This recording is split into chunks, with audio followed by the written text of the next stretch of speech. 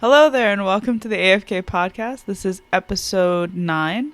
I'm Olivia, I'm Chelsea.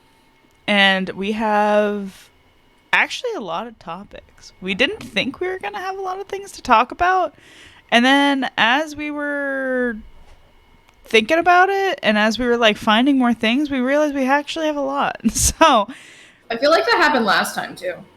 yeah, we have half of it's about Blizzard. Sorry. A lot of it is about the wrongdoings, I guess you could say, of gaming studios. The dismay of A lot of it any is kind of video game negative. right now. Yeah, a lot of the topics that we have are kind of negative. Alright. So yeah, we have a lot of not so great things to talk about. You wanna jump in with Blizzard? It's not going well. Sure. Blizzard's being Blizzard. Yep. As always. Yeah. So there's a lot of issues going on with Blizzard's Overwatch 2 League, similarly to the Call of Duty League. They may be going extinct. Who knows? So for those of you that are not familiar, Overwatch League is something where they have players. It's similar to any sports bracket. You have players from certain cities that make teams.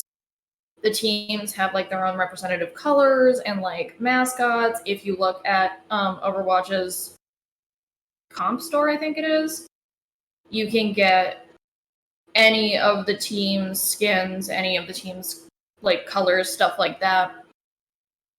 But so there's been an issue going on for probably a couple of years now where Overwatch 2, as we said before, it's not reaching any of its goals that it has set, especially monetarily. So the players are playing less, they're spending less. So that kind of puts Overwatch League into kind of a little bit of a tough spot, because I saw online, I think it was Kotaku, reported that it can take up to for all of the teams to register in and get all their spots verified and whatnot. It can take up to $35 million, which is what for an esports competition. Yeah. But people keep moving teams. People keep moving states. There's a YouTube exclusivity deal where they can only do it was an issue where at some point in time they could only do drops, or they could only broadcast through YouTube, the competitions and whatnot. COVID was an issue. In-person meet and greets and whatnot didn't happen. In-person league thing where they all play the game in the same room didn't really happen. So that's been an issue for a while now. They're giving the league members an opportunity to vote whether they want to continue with the 2023 season or if they just want to get paid out for it. Yeah. So it's just a culmination of Overwatch 2 dropping its PvE. Now apparently they're launching story missions, but you have to pay $15 for them. Nice. Because that makes sense. Right? They're promising a lot of content and whatnot, but just with everything going on, they're not even breaking net even. Yeah. They're just losing. So yeah, Overwatch League, and similarly Call of Duty League, for those of you that enjoy Call of Duty, maybe no more. So Blizzard's just really shitting. I think that Smite, honestly, still has their league. Ooh, okay. So you said Smite, and I was like, no. What? No? Oh, because I thought you were going to be like, yeah, that's gone. No, I'm pretty sure Smite League is still a thing. Like, so while I was reading up on this, it was like, costs of living were, like, insane. Here, I have, like, a quote that I can read out about, here we go, about some teams flip-flopping and whatnot. Just for, like, so just for a little bit of background, Overwatch League was established in 2017. So it's fairly new. It was Blizzard's attempt to bring a traditional sports model to esports, complete with franchise fees. Go pick up a jersey or shirt, whatever they wear, whatever it may be. 12 initial teams paid $20 million. However, with the price of the 8 expansion slots, it rose to as much as $35 million per year. That's a lot of money. But so just for a little bit of clarity on how much viewership they have and why, like, that's kind of a problem. Viewership in the Overwatch League has been in freefall. The recent 2023 spring stage qualifiers had a peak of a little over 100,000 viewers and averaged a little over 55,000 viewers, which was a huge drop-off from Season 1, which was a little less than 500,000 viewers at peak and averaged 150,000 viewers. So that's like that's a pretty big drop in numbers. Makes sense. With all the things that are going on, as I said before, like PvE, kind of price gouging a bunch of crap. I don't blame people for kind of being like, It just seems like Overwatch is kind of losing right now. Just overall. Like, they're just not... Yeah, they're promising content, but, like, if you can't be fair with the content, then, duh, no one's gonna care. Yeah. Like, the 2 new skins that they came out with, they're doing, like, a Dungeons and Dragons season. Yeah. The skins through the whole season, I was like, okay. Like, woo? They just dropped 2 new skins, I think, last week. One of them, incredible. The Lifeweaver skin, beautiful. But that's like the best new skin they dropped since the Mercy skin I showed you the first time we talked about it. Yeah. And that's been like months. Yeah. What are you doing? You have so many creatives. But whatever. There was an issue with... Oh, that's Call of Duty. Yeah, apparently Overwatch League is less than 1% of the company's consolidated net revenue. So they're like, yeah, probably getting sacked. I get it from a company standpoint, but like, how'd you do that so wrong? Yeah. Ooh. But also, like, leagues usually help provide more exposure for your game. Usually. Like, they had... I found Smite through competitive players. Like, well, I found it through Seamus, but, like, his girlfriend was a pro Smite player. She was on a pro league when it first came out, and then through that I found Maddie Pocket and, like, Barracuda, and, like, they all taught me how to play Smite, and they are the reason why I wanted to play Smite. And it's like, your pro league players are the ones that are going to promote your game to get you more money. Yep. So, like, getting rid of pro leagues is not a good idea. And they seem to be kind of blaming the issue. I don't want to say they're pointing fingers, but, like, with some of the way that the articles are written, it seems like Blizzard's kind of like jabbing a little bit at the league members themselves because they keep relocating. One, cost of living is insane right now. Yeah. They were like, well, our Philadelphia team just moved to, and I'm like, okay. Wait, like, moved to where? To Seoul. Oh. Okay. Like, okay. And?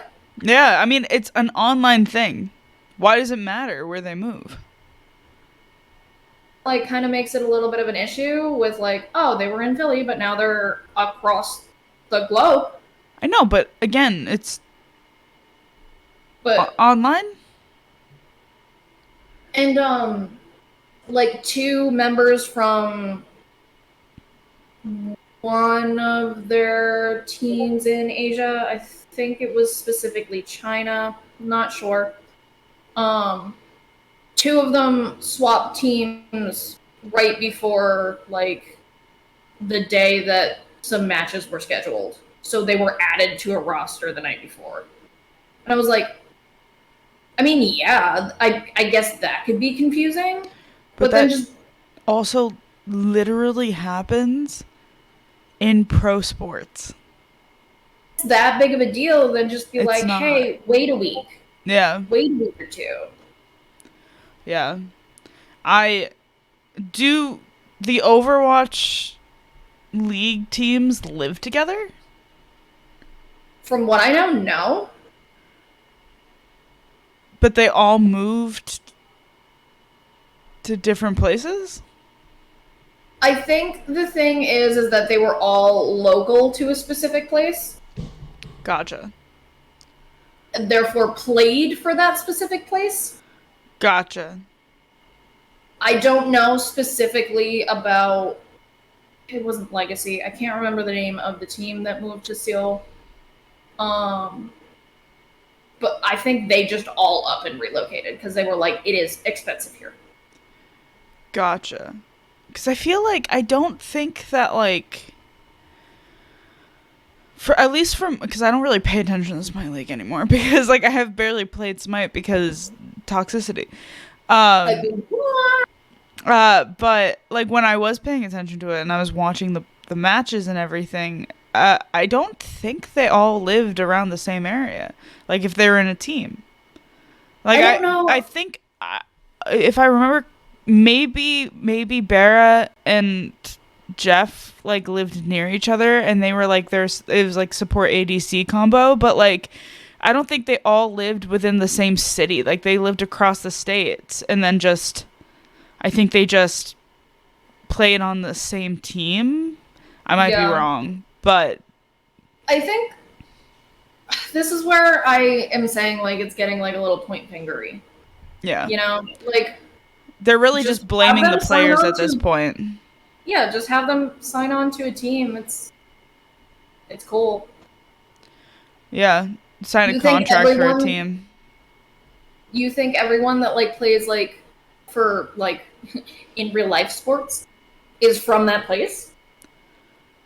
No, but that's the thing. They need to create contracts because I'm pretty sure that that's how Smite does it too. Is that, like, if a team wants to sponsor a streamer and wants them to be a part of the team, I'm pretty sure they have them sign a contract in which they have to be with that team for a certain amount of years. So if Blizzard really wants them to all live within the same area to be on that team, then yeah, make them sign a contract that's saying that they have to live in that area.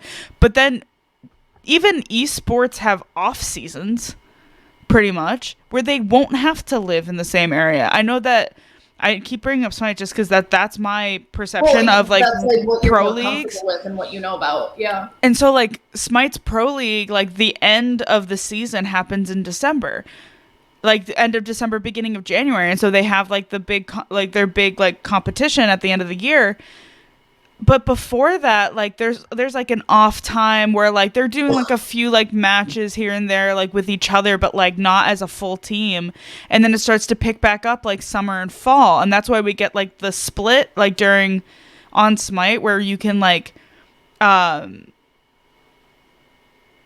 vote for who you think is gonna win and stuff like that. So, like, you have off seasons where they can go and live wherever they want, but have a contract saying that during the season they have to live nearby if that's really what you want, which I don't see. Again, I don't see the point in them having to live in the same area, especially because if they do a in-person sort of competition, like, where all the team is there, it's not going to be in that town. It's going to be at a convention center that you set up for it. Which they also literally just said that in-person things aren't happening. Yeah, and so it's like, why does it matter that they're all living in the same area? But if it's really that important, make them sign a contract. To me, again, to me, from what I'm understanding of like the articles that I've read, is Blizzard dropped the ball, Blizzard's losing money, Blizzard's trying to cut costs. Blizzard's blaming other people for their problems. Being like, oh, you moved? That's... But you it's can't getting too much of do a mess. that. We gotta end this. Like, one of their entire teams in Texas just, like, vanished. They're just no longer... Well, like, and they do pay these leagues. Like, they're, like, these leagues are sponsored. Like, these teams are sponsored by companies. Like, they end up getting paid. Like, yeah, a lot of them are streamers, so they're probably making money on the side, too. But, like, you're also now just being like... no, I'm done. And just, like, cutting off these people's pay, too, at the same time. It might not even be a lot of pay, but at least I know that they're sponsored, and those sponsorships aren't going to stay with them, realistically, if they're not with the team, because they're sponsoring the team, not the individual person. It's true. Well, unless you're, like, ridiculously popular. Yeah, exactly. Like, if you're like the star of the team, then yeah, I'm sure companies can be like, actually, yeah, we'll work with you. Actually... But, like, even, like... Because, like, I don't know if Overwatch has substitutes for their teams. Like, they have, like, their set team and then substitutes. Yeah, I think they used to, but with everyone swapping teams recently, I'm not gonna lie, I'm a little confused with it. But, like, also, damn, that's esports. Yeah. Yeah. Well, luckily... I'm pretty sure League of Legends and Smite is safe. Yeah. I'm pretty sure they're safe. Let me actually look. I want to see how many people are viewing, because I'm pretty sure they're streaming. They're almost always streaming. Like, Smite always has, like, somebody streaming on their channel. There's over 1,000 viewers at all times. Overwatch content is streaming right now. Categories. Let me see League of Legends. Well, League I don't think will ever go. They currently have 185,000 people watching. Yeah. So, yeah. So that's the League issue. Do you want me to jump into Diablo, or do you want to... No, let's just get Blizzard out of the way. Alright, so Blizzard dropped the ball again. I'm sure you guys are really sick and tired of hearing about Blizzard. But they just need to do better. So, Diablo, what was it, 4 just came out? It's a mixed bag of whether people really enjoy it, whether people don't. They just had a patch come out. So in the new patch update, nerfed some characters and some builds, as, you know, most patches do. They're trying to, like, level the playing field. But Blizzard thought it was a really great idea to place the Activate Premium Battle Pass button right next to the Season tab, which you use to check your seasonal progress. And I know what you're thinking. You're like, okay, just pay attention to where you click. Right. But if you already have in-game currency, it didn't give you a pop-up to confirm whether you wanted to activate the Battle Pass. So a bunch of people have been complaining because they would go to check their seasonal progress and just end up activating the premium battle pass. Not even the battle pass itself, the premium battle pass. And people are pissed. Because they're like, I wanted to save, like, my in-game currency for XYZ, next battle pass, something in the shops, what have you. And people have been irate that the layout is essentially now just a dark pattern, which, like, since it doesn't have the pop-up that's like, hey, are you sure you want to do this? Which most things do. Most things do. Yeah. They're blaming Blizzard for a little bit of malicious intent, if you will. So yeah. Also, what happened to Diablo just being like Diablo? Like, I've seen all of these things about like a battle pass, and I'm like, since when does Diablo have a battle pass? Why does everything need to have a battle pass? It doesn't, but also Diablo was a fine game without having to add all this stuff to it. What is in the battle pass? Like, I don't understand why? Like, why battle pass? Why can't you just have made Diablo? I can't remember if I played Diablo 2 or Diablo 3, like, most recently. Yeah. It was one of them that I replayed. And I was thinking now, I was like, what would you put in a battle pass at that point? Also, how would you get points for the battle pass? Battle passes, I feel like, should only be for, like, online multiplayer PvP games where you can have challenges or like Genshin has a battle pass. Genshin's works for that because you have your daily commissions that you have to do. You have like your weekly stuff you have to do. You have to finish certain things in each of the events you have to do. But for Diablo, like, what? I'm sorry. And like for Genshin it makes sense because like cool. Sometimes they give you like wishes. Sometimes they give you primos. Sometimes they give you like materials that you're actually going to like truly need. Level up books, Mora, like things that you need. I don't remember level up material in Diablo. Like maybe like equipment, but like still like. How does that make sense? I don't know. I don't like the fact that they have a battle pass. When I read that, I was like, yeah, I don't. What? I'm sorry. That's not it for me. I'm not. No. Would you like to move on from Blizzard? Do you have anything else you want to add? No, I'm mad at Blizzard. So is the rest of the world. I really need them to do better. I'm hoping maybe with the acquisition that's going on that some stuff is going to be like rectified or what have you. I don't know how to explain it, but I just need them to get better. True. Speaking of acquisition, like this is just like a funny little tidbit to hopefully make us not so angry for a second. Angry! But it might make you angry at the same time. I don't know yet. So I was talking to Sarah and we were trying to figure out what we were going to do for our collab stream. So we were so excited. We're starting it tonight and it'll be every Tuesday. But we were first thinking about It Takes Two. But she has a PlayStation. I have an Xbox. They're not cross-platform. And it's not cross-platform for anything. Like, even if I had a PC to PlayStation, it's not cross-platform. It's only if you have it on the similar platform, I believe, or if it's lesser. Yeah. So, but like, we don't want to. Both of us are like, let's wait until next week, and we'll buy It Takes Two next week for either Switch or PC.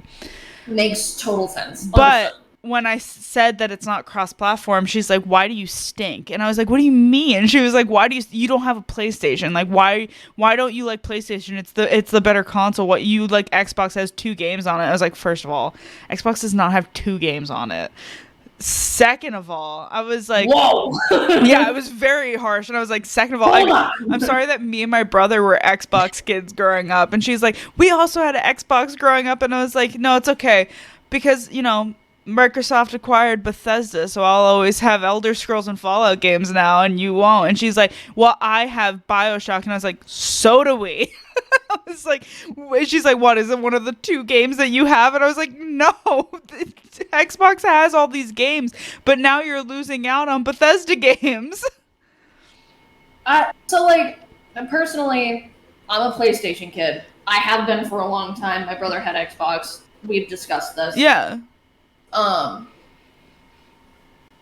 I personally like PlayStation and like their interface and everything that they have going on more than I like Xbox. The thing that I'm like, damn, Xbox, it's Microsoft, dude. Yeah. Yeah, like it's literally just Microsoft. You can't like really bash on Xbox because of the fact that it is Microsoft. Like Sony has done so many things.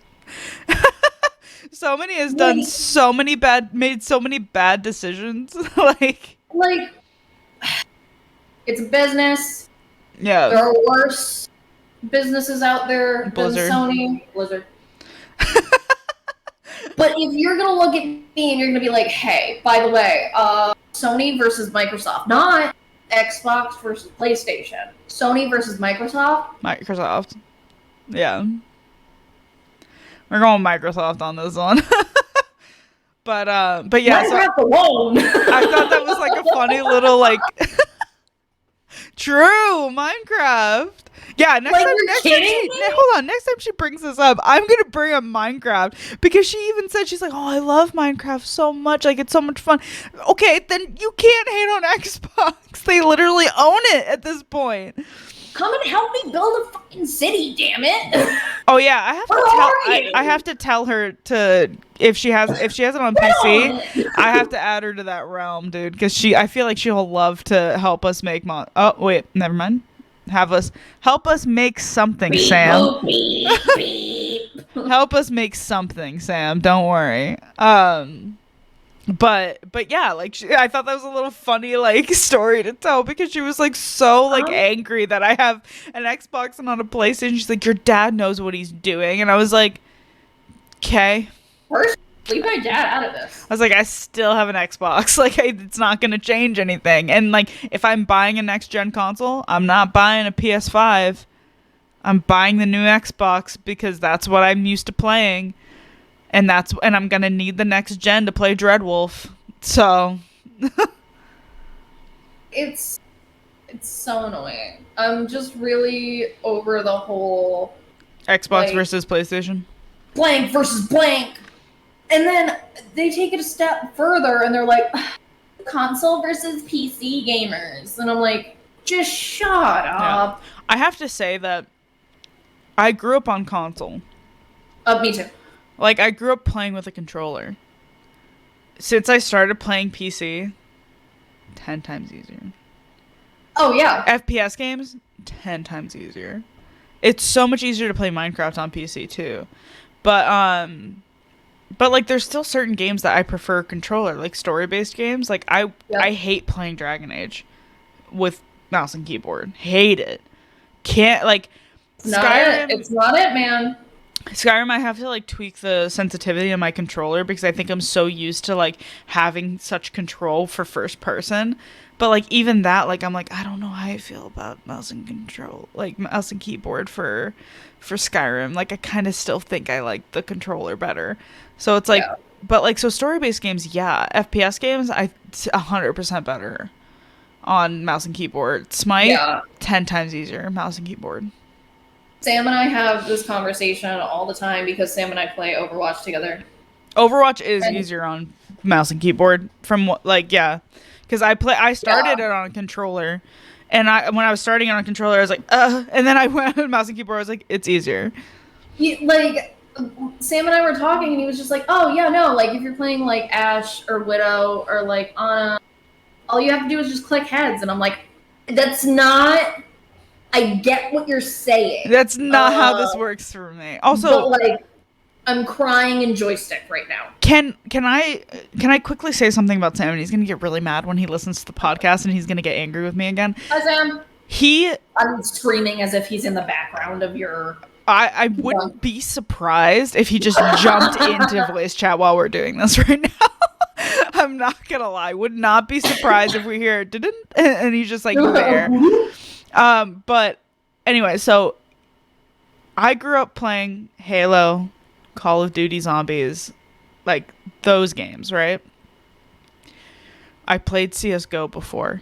I've played many FPS games. I'm like debating to get into CSGO, but like again, I'm gonna need a computer for that to even be any kind of non-controller, not shite at the game. Yeah. Continue, sorry. No, it's okay. So I grew up playing those games. Ewan also grew up playing those kinds of games.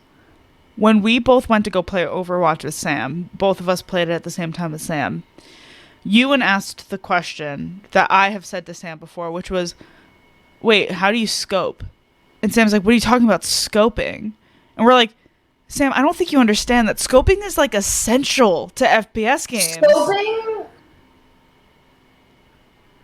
Yeah. Scoping is essential to FPS games, and he's like, well, not to Overwatch, and I was like, that's probably why me and Ewan don't like it that much, because we're so used to being able to scope. Totally understand that. Yeah, I get it, because my partner Mike started playing Overwatch with me again. He's done this like 3 times. He'll be like, oh, great, and then fall off. But we were playing, and like I was like explaining the controls and whatnot to him again, and he was just like, okay, how do I scope? And I was like, you're a soldier, you can't scope. He was like, what? It's like, yeah, I know. yeah. I get it. Your scope is your crosshair. He was like, But it's like so. Yeah. It's like so off to me and Ewan because we're so used to being able to scope in a game, like a shooter, and like even in Fortnite we were talking, we're like yeah, like you like Fortnite even has a scope, and Sam's like, I don't always keep a gun with a scope just in case. Well, not I scope even with like a pistol, like I have the person move closer, like I'm just like so used to it. And he was like, you guys scope? And I was like, you don't scope in Fortnite? And he's like, no, not unless it's the sniper. And I was like, what? I was like, you don't scope? You don't scope in any shooter? And he's like, no, because it takes forever. Or if it's in Fortnite, then it's taking up half your screen. Your person's taking up half your screen. And I was like, maybe this is why me and Ewan get more kills. Because we scope. And our aim is better. But I was like, what are you talking about? It takes forever to scope. It takes 2 seconds. It goes right to scope and then comes right out. And he's like, well, when I was playing Valorant, it takes like 5 seconds for it to even get into the scope. And I was like, okay, so Valorant's just bad at scoping then. I was like, Valorant's just a bad game at that point. Because like, what? I was like, you need to scope. And I was like, and so then we were talking about Splitgate, and he was like, yeah, Splitgate, like I just didn't understand, like I just couldn't hit anything. And I was like, did you scope? And he's like, no. And I was like, you need to Splitgate is one of the best examples of a game you need to scope in, because it's Halo. It is literally Halo and Portal mixed together. You need to scope. I was so angry. I was like, that's why you didn't like Splitgate? Because like he was like, yeah, like it was just like, I was like, because you need to scope. It doesn't take forever to scope in a game like that. Built, I can't even say he's built different. He's just built confusing. But that's why I think he likes Overwatch so much, is because he doesn't like, he's like so used to games that he doesn't need to scope on. But like me and Ewan, we went to go play and we're like, we're like, what is happening? I have to hit the thing all the way over there. However, this is all I get. Yeah, it's too much. Makes no sense. That's why I only play with certain characters, not gonna lie. Because you don't have a scope? Ashe has a scope. Widow also has a scope. Really hard to play though, because the nerf that happened and yeah, not the point. Or I play with like short range characters, like with a laser. You don't scope a laser. No. Laser. No, yeah.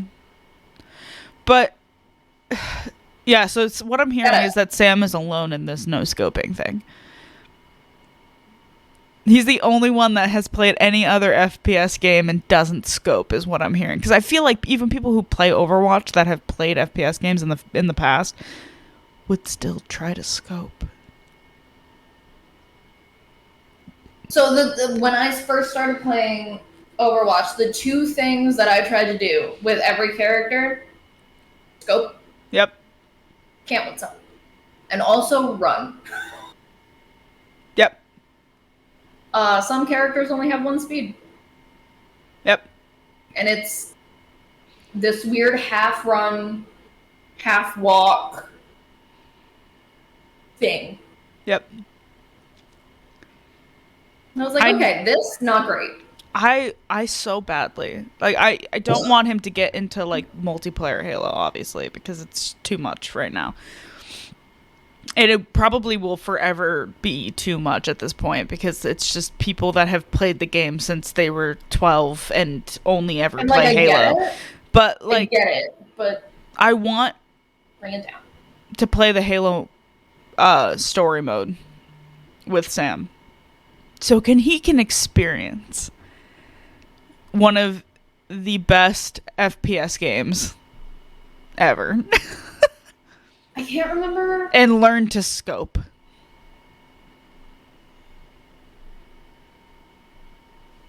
Sam and I were talking about a game, and I remember having to be like, yeah, were you around when that came out? And he was like, how young do you think I am? Honestly, I don't know. Well, he never played Halo. He's never played a Halo game. Like, I don't know how young you are in terms of video games. Especially now. Scoping, please, essential. Yeah. Thank you for helping me tell him that scoping is essential in shooters. Especially with, like, certain heroes. Pharah should have a scope. Except she would be... I feel like anyone with a gun should have a scope. Yeah, you're correct. Lasers, or, like, the people that are emitting things from their hands don't need it. But, like, anyone with a gun, 1000% needs a scope. I know they, like, don't give everyone a scope because they're like, oh, we're trying to even the playing field. And I'm like, okay, then just give everyone that can have a scope. Yeah. What's his name? Scope Central. The guy that I call Hoi. Hanzo. Yeah, don't need a scope for a bow. That would be confusing. Yeah, that would be nuts. Don't need a scope for that. Genji does not have a gun. Honestly, even I don't even know what's his new name, but I know him as McCree. Oh, Cassidy. So he could even use a scope. A pistol? Yeah. He could, yeah. I need scopes. I can't do it without it. I can't. It itches a part of my brain. It makes me so unwell if I don't have it. Okay, I wanted to go on that little tangent because scoping is necessary. Okay. Where do we go next? Let's just do Ubisoft. We'll end with Genshin. All right. Ubisoft. Sorry. Ubisoft did something really confusing. So they put out. So basically, what happened was somebody tried to log onto their Ubisoft account after a few years, to then find out it was a few years, meaning like I think it was 2, literally. Come to find out that all of like their entire account was deleted, whole thing. So they contacted Ubisoft and was like, "Hey, what?" Mm-hmm. So he was able to get his account back. I believe I should just say they were able to get their account back. All of their games were still gone. So now they're having this issue with trying to go back to Ubisoft and being like, hey, can I get my games back? However, this brought up an issue where Ubisoft put out a statement that if you are inactive for, I think it was 6 months, was it? I think it was 6 months. I thought it was I was gonna say I thought it was a year from what I was reading, 6 but months, maybe, unsure. Yeah. They are eligible to deleting your account because you have been inactive for that long. Unless you have purchased a game. Not free to play games. Purchased a game. Mm-hmm. So you need to make some kind of monetary purchase for them to essentially consider your account valuable enough to keep in their database. Yeah. Is kind of what this boils down to. So that pissed a lot of people off. Rightfully so. I think that's kind of lame.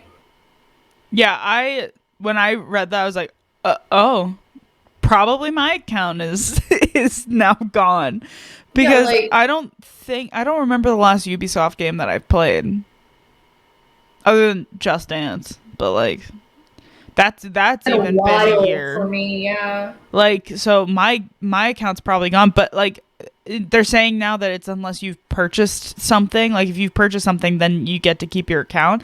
So luckily my account probably is still there, but like that's kind of messed up because like especially like when it happened to this guy, like I'm sure he's not the only person that their account got completely deleted and now they have no games. Like I'm sure he's not the only one, but he's the only one that told that story and was like, hey, like Ubisoft just did something that's kind of messed up. I just lost hundreds of dollars worth of games that just because I took a break from playing Ubisoft games. For who knows what reason, really. Listen, maybe he was getting ready for the sick pirate game and now he can't play it. I could have made a worse joke. I could have said maybe he went on to play Mario & Rabbids. All right, guys, that concludes this podcast. Stop. But like, watch it. But like, I mean, I feel like Assassin's Creed isn't as popular as it used to be. It's still like a household like name for gamers, but like it's not as popular as it was like when 2 and 3 came out. I feel like 2, 3, and Black Flag were the peak of Assassin's Creed, and so people might be like playing them, but like they might have all the older games, and then they're like, maybe I'll go back and play like Black Flag, yeah, like and then they log on and they can't see it because they haven't played it in years. Or like imagine like the younger generations that are like, oh, maybe I should play all of Assassin's. Yeah, because that seems to be like a big thing nowadays. You play from the start, to the finish. Well, and like you're not really gonna give them an opportunity to ever play your games again, because if they log on and they see all their games are gone, they're not gonna re-buy it. They're just gonna be salty the fact that you got rid of their account because it was inactive. Yeah, they're just gonna hate you. That's it. Like, are your servers that small that you have to get rid of accounts? If for a major gaming company, your server should not be that tiny. Like imagine like the kids that can't buy games, all of their progress. But also, most companies give an incentive for you to come back, not get rid of your account. Yeah. We're going to bring up Genshin. Genshin, if you're gone for 31 days, you get sent an email and being like, if you come back, you get this special thing that you'll get free primos every single day. Smite's the same way. If you're inactive for a certain amount of time and you come back, they give you a 7-day thing where you get favor and diamonds and like these things and like a trial of Medusa. Yeah, it's like you get a trial of Medusa for if you want to come back and play. So like most games give an incentive, where this is just like, you know, you don't want to play our games? Fine. You don't ever get to play the games again. Like, just really bizarre. Just very bizarre tactic. Yeah. Really. I agree. So, yeah. It's like they said that it has something to do with some kind of, not like legislation, but like some kind of fine print. Legal something. Yeah. But it's jargonous and not like it's basically like translated into their favor. It's like, oops, we messed up, but like this is how it is. Like, yeah, like so like I totally understand you're upset, but like this like a legal piece of paper says like a bunch of these words and we take it to mean this. If you don't, that's on you. I can't. Like, I can't. I'm so happy that we've not had to say anything negative really about BioWare. No, they're doing good. I hope they stay doing good. But well, I think this is why there's such a huge like influx and popularity of indie games. Yeah. Me and Sam were talking about that we play a lot of indie games and we didn't even kind of like realize it. It was while you guys were playing Faz, right? Yeah, we were playing Faz because Faz is an indie game. Raft is an indie game. Yep. Um, And pretty good, like, popular games. yeah. Good for them. Yeah. But yeah, we were realizing that like we've been looking more into indie games of playing like indie games rather than like me and him have also talked about like we like Fortnite, but with all of like the changes and stuff like that, when it comes to like augmentations and stuff, like it's just like too much, I guess. Like the augmentation when it was basic. Yeah. I think I still think the game can do without it. I just think that they've added too much to it. They really like took away from what Fortnite is, which is it's a shooter. Like when I first started playing, like I think that that was like the best version of it, where it was just you get guns, you run around, you try to win. You can be a bush. Yeah. Good luck. Yeah. But they've added too much stuff to it, and so it's like bigger companies will usually do like that, where they'll like add a whole bunch of stuff to try to like entice people to like come back. But like to be honest, it's kind of just like pushed me and like at least me and Sam away from it. Counterintuitive, to be completely honest with you. I feel like for Fortnite they should just like as just like the classic game, keep it classic, but then have other modes with all of these fandangled things. Exactly. Because if like classic Fortnite came back, 100%. I'd be there. 100%. I'd be there. But like just with, it's like every time I log onto the game, I like am forced to learn something new and to understand it, which like sometimes is great. But like it took me like a couple of games to be like, augmentation, like what's it for? Do I need this? I don't even pay attention to it half the time. Like it's not needed. The only time I pay attention to it is like the only time I pay attention to it is like when they have like the flare gun the flare gun and like the pistol, like the silencer pistol, because I really like those two, so like that's the only one that I really care about.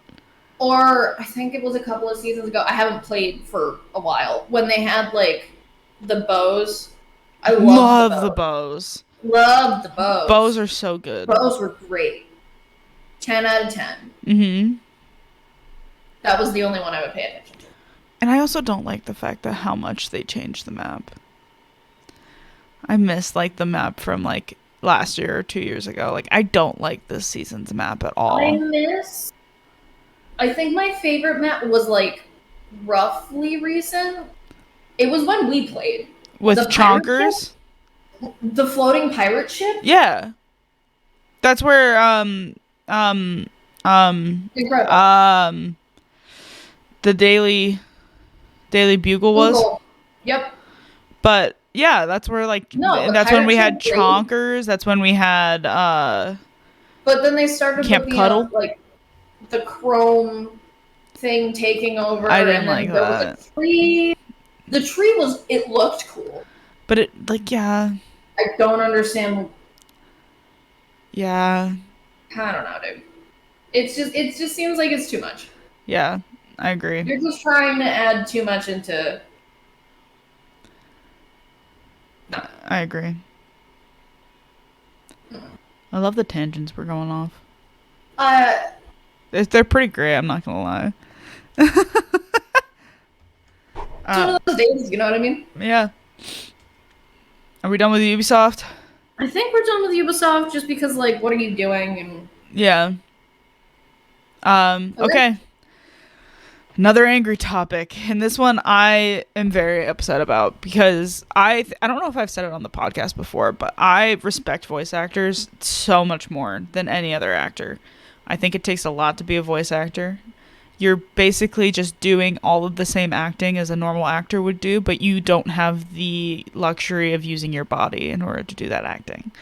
You have to literally act and convey emotion just using your voice. Yep. We were talking before this started where you were like, yeah, you would react to something, but you wouldn't say anything. So you would have to cut it out. Yeah. Because what is Spotify going to do? Wait like the 10 minutes of me going, yeah. like, That doesn't make any sense. They have to quite literally make them come out in their words. Yeah. It's kind of insane. So we're talking about the fact, so with everything going on in the world, obviously I think most people have heard about the writer's strike and the actor's strike that is happening in Hollywood. So that has kind of bled into the voice actor world. Like, and I've always kind of known this, that voice actors are not paid well. Voice actors are normally paid a lot less than normal actors. And I've always, like I said, have had a lot of respect for voice actors. And so when I found this, I was really upset. But Genshin has not been paying their voice actors for 6 months.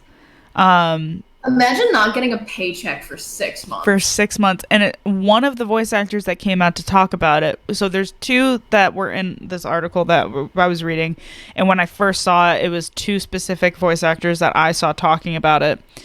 One of them is he plays side characters. He plays Kazuha's friend. He has like a few other small like roles within the game. Not a huge character in the game at all. But one of them is Paimon, who is literally the most heard character throughout the entire game. She doesn't shut up. She does not shut up. But Paimon is emergency food Paimon. Like literally like the symbol of Genshin. Melon. Paimon. The literal symbol of Genshin. Like when you download Genshin, the icon of Genshin is Paimon. Like, so Paimon's voice actor came out. So Karina, I don't know how to pronounce her last name, but her first name's Karina. The voice actor for Paimon in Genshin has recently claimed that they have payments overdue since December of 2022. This call-out post arrived after another voice actor for Genshin Impact, Brendan Winkler, made similar claims pertaining to the game. So, the literal symbol of Genshin has not been getting paid since December, which is insane. I tried to look for the voice actor that we always talk about, who is Sayu. I have not seen anything on his Twitter about him not getting paid, but it's just insane to me the fact that Paimon has not been getting paid, especially because Genshin makes, it said how much Hoyoverse has made off of Genshin. I can only assume it's a lot. It's disgusting how much money they have made. That doesn't surprise me at all. I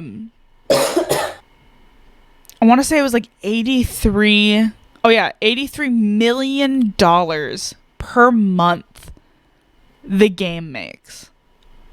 You got me a month. It says... And you're going to look at me and you're going to tell me that Paimon can't get paid? Yeah, they said it's generated a total of $3.7 billion from 2020 to 2022 alone. That's how much they've made. And so you don't have the money to pay Paimon's voice actor. Why for is 6 Paimon months? not being paid? For what reason? What is the reason? Like, there literally is none. But so when this came out, Hoyoverse made a statement. I read it. It's kind of a BS statement. I'm not gonna lie. It says I'm not ready. Yeah, you're not. Well, so yeah, it's not good. So we truly regret to learn about the ongoing situation. Genshin Impact values and respects the work and effort of everyone involved, and we support our voice actors to claim their proper due. We have made payments to our recording studio on time, and we immediately urged the studio to pay our voice actors for our past payment. Meanwhile, we are also seeking alternative solutions, and we will keep you posted on further developments. So basically putting the responsibility of the voice actors not being paid on the recording studio. Being like, we paid the recording studio, it's not our problem. But it's like, it is your problem because you're the people that are employing these voice actors. If the recording studio isn't paying them, follow up with the recording studio. Or just pay your actors directly. it makes no sense that the recording studio is the one to pay the voice actors. Makes no sense.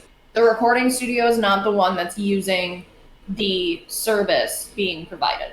No. The service being provided is obviously the voices, the lines, the voice acting. In their statement, they literally said, we support our voice actors' right to claim something, something, something. Yeah. How? Where's the support? What support are you providing? They're seeking alternative solutions. What is the alternative solution to not being paid? For money? What are you gonna do? Pay my rent for me? Yeah. Give me my money. Yeah. They really just said, I'm sorry they didn't get paid. We'll figure it out. Like an alternative solution. But like, no, the alternative solution is pay your voice actors. I don't care if you paid this. If you paid the recording studio to pay your voice actors and the recording studio took that money, you still have a responsibility to pay your voice actors. You make enough money. Just pay them yourself at this point, and then you can sue the recording studio if they really took your money and then didn't pay your voice actors. If that's what really happened, if the recording studio took the money that you gave them to pay voice actors and didn't pay the voice actors and kept it for themselves, there would be a lawsuit. Yeah, then sue them and pay your voice actors yourself. Don't go through a recording studio. You're using their voice for your game. And meanwhile, 6 months, you know what was happening 6 months ago? You got rid of a voice actor and got a new voice actor. Are you telling me Zachary's not being paid either? Your new voice actor for Tighnari?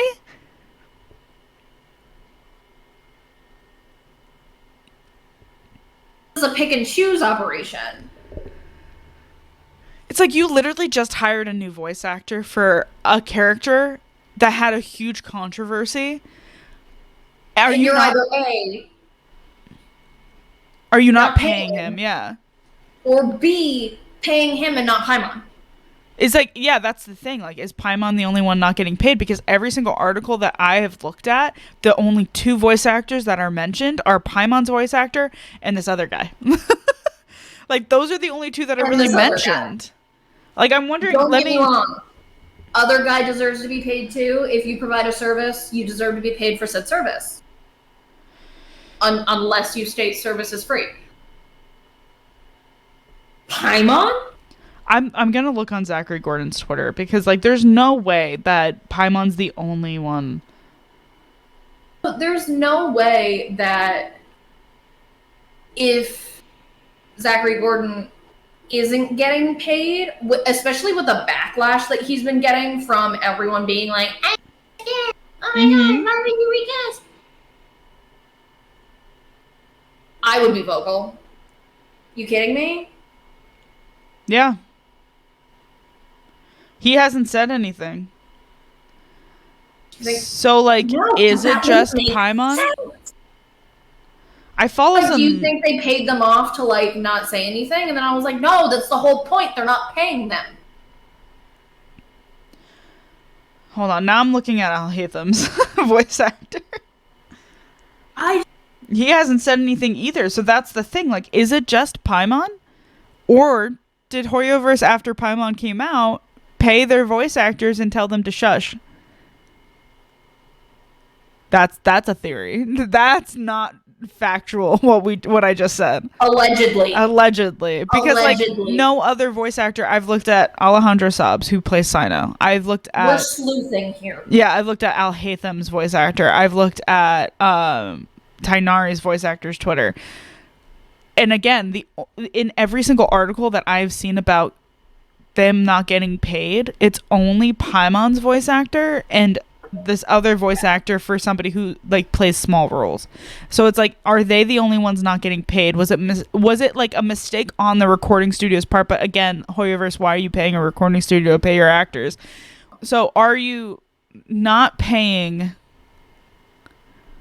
just Paimon and this guy, or like what? my first started discussing this like kind of off the podcast, I was like, oh, like you were saying, like the voice actor for Sino didn't mention anything, and now you're saying like the voice actor for Tainari, the voice actor for Alhaitham didn't mention anything, and I was just like, oh, like maybe it's just like people from past regions, because like you were saying, the minor guy that played Kazuha's friend didn't get paid. It's like, well, again, get paid for what you owe, or for what you're due. Kazuha's friend is a little on the back burner right now. But then I was like, Paimon.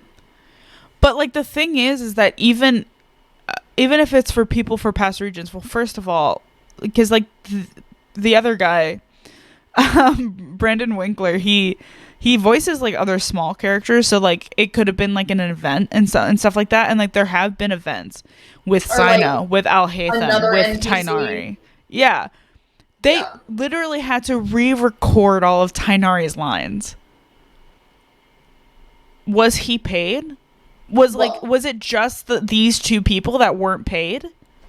Was he paid? And also, don't use the fact that you had to re-record all of Tainari's lines as the reason that he for was not paid. Paying your actors, for not paying your voice actors. Just a tip, Hoyo. Well, yeah, especially if you're making $83 million a month. You cannot use the re-recording. You cannot use the re-recording. There's no way it costs that much to re-record Tainari's lines. He's not been here since the start of the game. Like not even if you had to re-record like Kaya's lines, literally from the beginning of the game, that wouldn't even make sense if you had to re-record those. Because it's not going to be that expensive. But you'll get somewhere. I don't think you'll get close, but you'll get somewhere if you had to re-record Paimon. Yeah. You'll get maybe keep Paimon's voice actor happy, because I'm sure that would cost a pretty penny if you had to re-record all those lines. I think if you really want to piss off a fan base, yeah. I'm not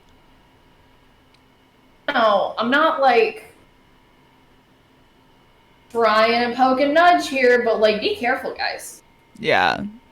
It's especially like again, literally the symbol of Genshin, and you haven't paid her. Literally the icon. Yep. Well, with everything going on, Brendan Winkler has said that he would like for all of the Genshin actors to unionize because of the fact that they didn't get paid. So that's another reason why I'm thinking that maybe they didn't pay everyone else, but then as soon as one person spoke out about it, about unionizing, they're like, well, no, not that. They want, like, one person spoke about not being paid. They quickly paid everybody and was like, please be quiet. Like, don't do that. Yeah, especially because like if he's like, we're all looking to unionize, then there's no way it's just the two of them. But they must have all gotten paid then because two of them spoke out about it. And Hoyoverse is like, no. Hold on. Please, no. But yeah, they're looking to unionize. I've looked into union things ever since our last conversation. I feel like for voice actors, it could benefit them. Well, yeah, most actors and acting studios will have a union. There's one more person I do want to look up to see if they've said anything. What's Child's voice actor's name?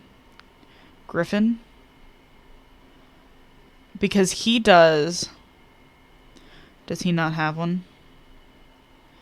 He doesn't have a Twitter, I don't think. I can't find him. But because he does anime too, because he is in Demon Slayer.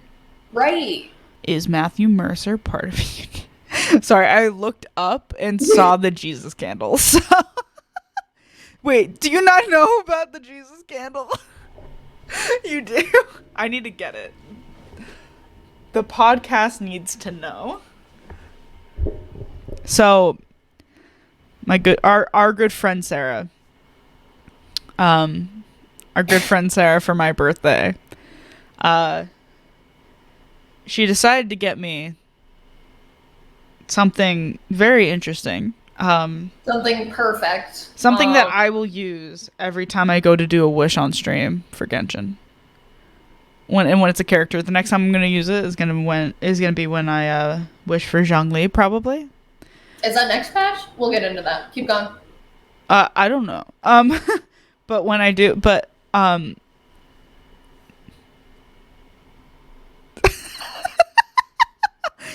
for any audio listeners, I'm holding up a Jesus candle, but instead of Jesus, it's Matthew Mercer. It's just the way I just slowly brought it up. Yeah. So instead of Jesus, it's Matthew Mercer. This is now my wishing candle for Genshin. I mean, listen. I'll just say quick things about the fact that the next two banners are Scaramouche and Kokomi for Genshin to be more lighthearted about Genshin. Yeah. So the next two banners are Kokomi and Scaramouche. And we're also getting Kaya's Hangout, which I haven't been able to buy a Kaya cosplay because they're all tiny and they don't have it in my measurements. So I have to figure it out. So I probably won't be doing the Kaya Hangout in a Kaya cosplay, but I'm still going to look for a cosplay because that was my goal that we hit for Twitch. So I'm still going to do it, but not for the Hangout, but I will stream the Hangout. Listen, I'm here for it. Because I'm going to throw up. I'm very excited. I'm gonna throw up. Super excited. But yeah, that's a little positive thing about the fact that we're getting 2 new banners today, the day that we're recording this, and Kai's Hangout the day that we're recording this. So Fontaine's coming out soon. Fontaine is coming out. I'm pretty sure it's the next patch, right? It's supposed to be, but things can move. Yeah. But we'll see. Hopefully it's the next patch. My fingers, my toes, my... The only thing I'm looking forward to is not the Archon quest that happens on Fontaine, but the in-between, the interlude Archon quests that have Dane. I need in my life. Anyway. Don't get me wrong, the Archon quests have been, they've been good, but I love the in-betweens. Yeah. The in-betweens have always been kind of heartbreaking sometimes. But a lot of them have been really funny. Yeah. And I enjoy that. Yeah. Listen, if Dane and Kaya interact again, I will throw up and cry. It'll be great. Screaming, crying, throwing up. Exactly. Stardew Valley's getting a new update. Nice. I know nothing about it. I'll have that for you next time. Good. Yeah, our next podcast, I'll say that before we do our little sign off. Our next podcast is going to be our first deep dive into something. We will have a few other smaller topics that we can probably just bring up really quickly. Like a news flash segment. Yeah, exactly. But then the majority of the podcast is going to be a deep dive into Pokemon. We're going to have our friend Ewan joining us, hopefully. I'm gonna retell him about it. If not, it'll be me and Chelsea doing a deep dive into Pokemon. But if Ewan's here, Ewan's here. Yeah. But with that being said, thank you guys so much for watching. We appreciate it. Thank you so much for listening as well, if you're listening on Spotify. If you're listening on Spotify and you want to see our faces, we do have a video version up on YouTube. And if you are watching on YouTube, we do have an audio version on Spotify. Both will be linked below. But thank you guys so much for watching. If you want to follow all of our social medias, they're right underneath our faces. I post on Instagram when I'm editing. I also post when the podcast is live. This podcast might come out a little later than normal. It might not come up on Thursday, but it will come out at some point. But you guys won't know until it's out. While I'm saying this, I don't know why I'm saying this, but it's important to be following the Instagram in order to know when the podcast will be posted. But yeah, we appreciate you guys, and we will see you in 2 weeks for our deep dive on Pokemon. Goodbye. Bye.